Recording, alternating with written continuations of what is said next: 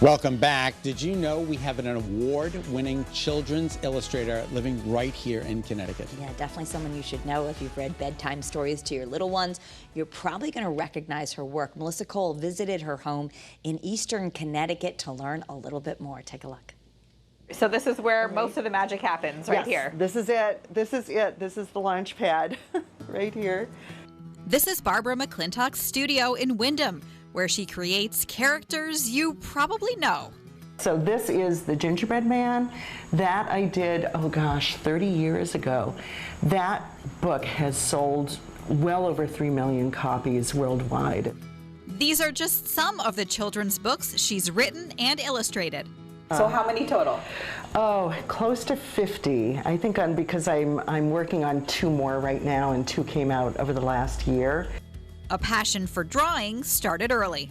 My mom's biggest fear was of running out of paper, because if she did, I kept drawing on the floors and the walls and the inside of the kitchen cabinet doors. So did you know at a young age that you were going to make a career out of it? Yeah, I did. So I had 2 career options, or 2 things I wanted to do. I knew I was an artist. I was just born to do this kind of thing. But I also wanted to be a cat. But that didn't work out. So I'm glad I had art as a backup plan. She does have a cat named Nick, who is often by her side while she's working. These are the original art pieces from books that I've done. And I use pen and ink and watercolors. And then this is Adele and Simon go to China. He loses a flute, so you have to look at all these little details until you find the flute. Yeah. I mean, there's so much detail in that.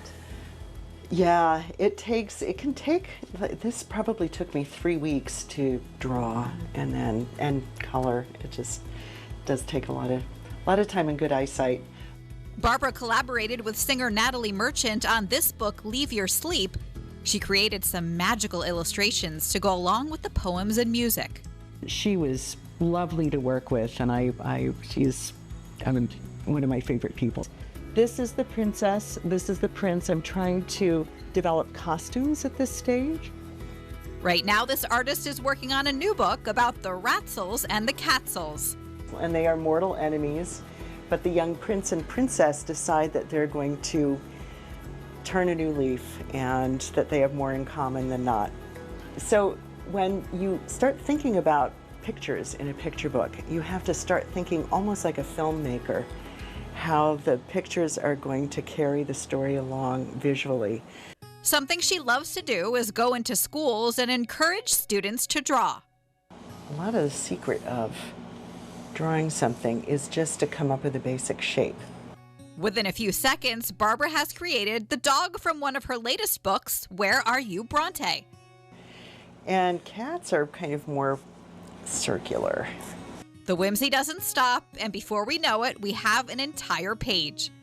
And contrary to popular belief, it's really hard to do a bad drawing. But I mean, in a few minutes, you've whipped up 5 different animals. It's pretty amazing. Well, it's just a lot of fun. She often has people do a special exercise to loosen up and enjoy the process. Did you have breakfast this morning? Yes. Okay, so I want you to think about what you had for breakfast. I want you to put the marker tip on the paper, and then I want you to close your eyes. Okay. And I want you to draw what you had for breakfast. Without using my eyes? Without using your eyes. Just totally close your eyes. And I'm going to count to 15. Okay. So you have 15 seconds. Okay, so ready? Yep. Okay, 1, 2, 3, 4, 5, 6, 15. Okay, so open your eyes. The coffee came out pretty good, actually. That did, actually. It looks like you had a bowl of cereal with fruit. Yes. Excellent, very good. That's really great. I'll leave it to Barbara to create the real magic, like this book, Vroom, which has a huge little fan following. You know, I get parents who kind of come up to me at a book signing and say, you know, we're kind of upset with you because we can't go to bed at night until we've read that book several times. And I don't know, there's just something that I think people respond to. I'm not quite sure why, but that must be a huge compliment. Oh, it is, yes. Wow, what a great woman.